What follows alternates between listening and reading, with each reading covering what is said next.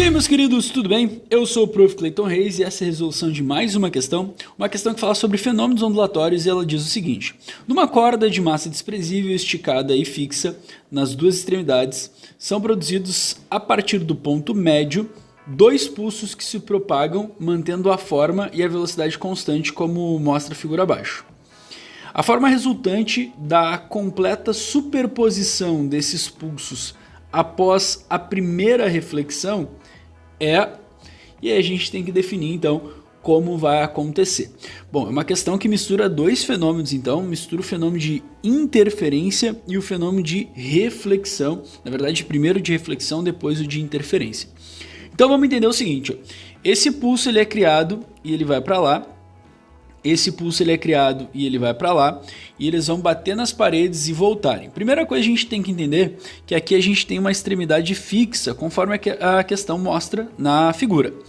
A extremidade fixa, a gente tem que lembrar que a onda ela vai bater e voltar com inversão de fase, né? Então a gente não pode esquecer isso.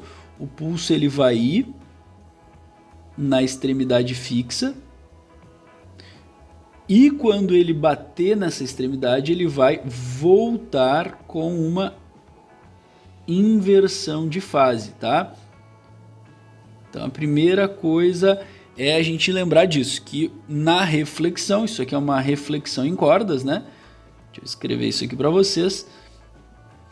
Reflexão em cordas, parte da matéria, e está falando da parte de extremidade fixa, né? Extremidade fixa, conforme eu escrevi aqui para vocês.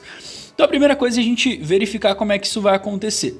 Então temos este pulso aqui, beleza? Deixa eu apagar aqui essa poluiçãozinha que eu fiz, para ficar um pouco mais fácil de explicar. Então a gente tem aqui, ó, esse pulso aqui. Esse pulso, o que que ele vai fazer, ó?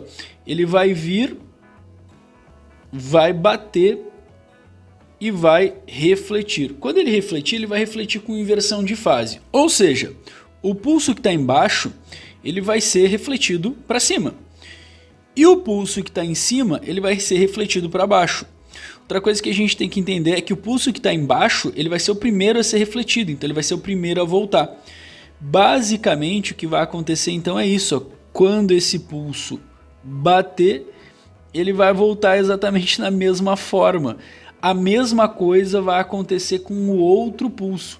Esse outro pulso aqui, ó, ele vai bater, vai refletir com inversão de fase.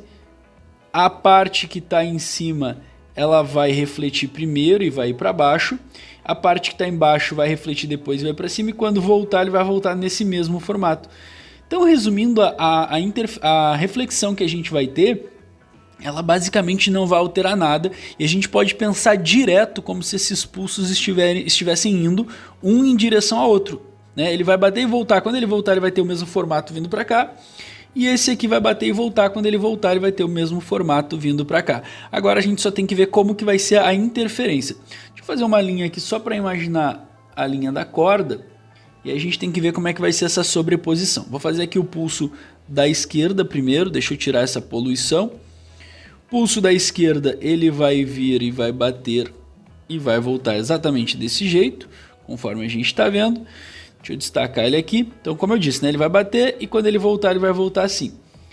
Aí, em algum momento, ele vai estar lá na corda. Já o pulso da direita, eu vou fazer de vermelho para a gente não se confundir com as cores. Ele vai bater e vai voltar, como a gente já viu, ele vai voltar com a inversão de fase, vai acabar dando a impressão de que ele volta do mesmo jeito. E aí quando ele estiver voltando aqui, ele vai sobrepor no azul. O que a gente observa? Que a gente tem aqui uma interferência construtiva. Interferência construtiva. Sora, eu não lembro o que é. Lembra que interferência construtiva é quando a gente tem a interferência de pulsos em fase, no caso vale com vale e crista com crista. E na interferência construtiva, a gente vai ter uma soma de amplitudes, ou seja, a corda ela vai ser puxada para baixo duas vezes, digamos assim, pelo pulso que eu fiz de azul e pelo pulso que eu fiz de vermelho, e vai ser puxada para cima duas vezes também.